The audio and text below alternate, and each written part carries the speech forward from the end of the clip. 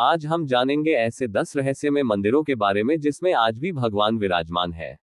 पहला मंदिर है काशी विश्वनाथ मंदिर। अगर भारत की आत्मा कहीं बसती है तो वह है काशी। कहते हैं कि काशी केवल एक शहर नहीं बल्कि स्वयं भगवान शिव का निवास है। ये वह नगरी है जहां मृत्यु भी मोक्ष का द्वार बन जाती है। गंगा के तट पर बसी ये पवित्र नगरी हजारों वर्षों से सनातन संस्कृति की धड़कन रही है। यहाँ सुबह गंगा आरती की ध्वनि से होती है और रात शिव के नाम से समाप्त होती है। काशी विश्वनाथ मंदिर 12 ज्योतिर्लिंगों में से एक है। जब पूरी दुनिया का अंत होगा तब भी काशी बची रहेगी। मंदिर में प्रवेश करते ही एक अलग ऊर्जा महसूस होती है। लोग कहते हैं कि यहाँ मांगी गई सच्चे मन की प्रार्थना कभी खाली नहीं जाती। वह हमारे विश्वास में रहते हैं।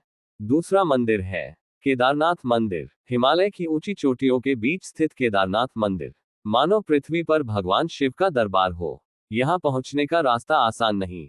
कठिन पहाड़, ठंडी हवाएं, बर्फ से ढके रास्ते, लेकिन शायद भगवान तक पहुंचने का मार्ग कभी आसान होता भी नहीं। दोस्तों, 2013 की भयंकर आपदा याद है। पूरा क्षेत्र तबाह हो गया था। बाढ़ ने सब कुछ बहा दिया। लेकिन आश्चर्य की बात यह थी कि मंदिर को कुछ नहीं हुआ। यह स्वयं महादेव का चमत्कार था। केदारनाथ हमें सिखाता है कि जब भगवान की कृपा होती है तो विनाश के बीच भी सुरक्षा मिल जाती है। यहाँ की हवा में तपस्या है। यहाँ की खामोशी में शिव का ध्यान है। जब भक्त हर हर महादेव बोलते हैं तो ऐसा लगता है मानो पूरा हिमालय उत्तर दे रहा हो। तीसरा मंदिर है जगन्नाथ मंदिर। पुरी का जगन्नाथ मंदिर रहस्यों का मंदिर कहलाता है। यहाँ भगवान कृष्ण जगन्नाथ रूप में विराजमान है। लेकिन इस मंदिर से जुड़े रहस्य आज भी वैज्ञानिकों को हैरान करते हैं। मंदिर के ऊपर का ध्वज हमेशा हवा की विपरीत दिशा में लहराता है। मंदिर के ऊपर से कोई पक्षी नहीं उड़ता। और सबसे अद्भुत बात, मंदिर के रसोई घर में हजारों लोगों का प्रसाद बनता है, लेकिन कभी कम नहीं पड़ता। भक्त कहते हैं कि स्वयं भगवान भोजन की व्यवस्था करते हैं।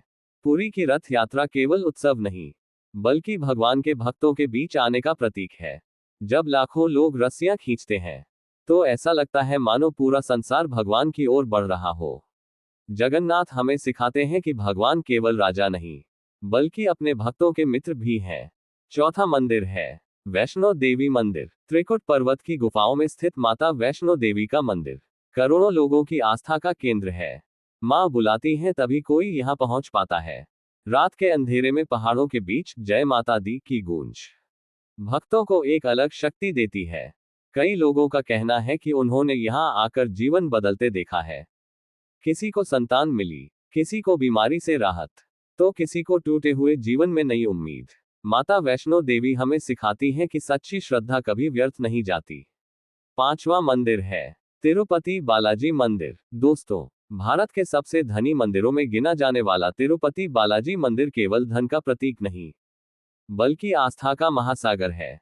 भक्त मानते हैं कि भगवान विष्णु स्वयं यहाँ कलियुग में भक्तों की रक्षा के लिए विराजमान है। यहाँ की मूर्ति के बाल असली बताए जाते हैं और कहा जाता है कि मूर्ति का तापमान हमेशा सामान्य मानव शरीर जैसा रहता है। हर दिन लाखों लोग दर्शन के लिए घंटों लाइन में खड़े रहते हैं। छठा मंदिर है रामनाथ स्वामी मंदिर। रामेश्वरम वह स्थान है जहां भगवान श्री राम ने लंका जाने से पहले शिवलिंग की स्थापना की थी। यह मंदिर राम और शिव के मिलन का प्रतीक है। यह हमें सिखाता है कि ईश्वर के विभिन्न रूप अलग नहीं बल्कि एक ही सत्य के अलग प्रकाश हैं। मंदिर के 22 कुंडों का जल अलग अलग स्वाद का माना जाता है और भक्त इसे पवित्र मानकर स्नान करते हैं। रामेश्वरम हमें सिखाता है कि शक्ति और विनम्रता साथ साथ चल सकती है। सातवां मंदिर है महाकालेश्वर ज्योतिर्लिंग। महाकाल अर्थात समय के भी स्वामी। उज्जैन का महाकालेश्वर मंदिर अपनी भस्म आरती के लिए प्रसिद्ध है। सुबह सुबह जब राख से भगवान का श्रृंगार होता है तो वह दृश्य भक्तों को मृत्यु का सत्य याद दिलाता है।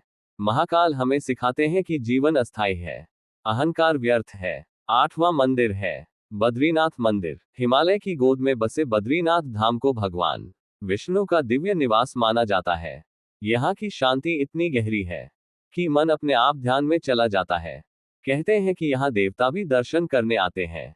बद्रीनाथ हमें सिखाता है कि आध्यात्मिकता का असली अर्थ भीतर की यात्रा है।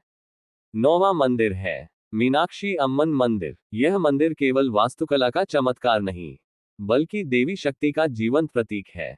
रंग बिरंगे गोपुरम, भव्य नक्काशी और भक्ति का अद्भुत वातावरण, सब कुछ मन को मंत्रमुग्ध कर देता है। मीनाक्षी मंदिर हमें सिखाता है कि ईश्वर केवल शक्ति नहीं, बल्कि करुणा भी है। 10वां मंदिर है प्रेम मंदिर, वृंदावन, जहां हर गली में कृष्ण बसते हैं।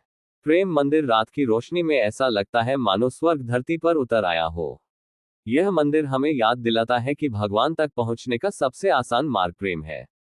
राधा कृष्ण का प्रेम केवल कहानी नहीं, बल्कि आत्मा और परमात्मा का मिलन है।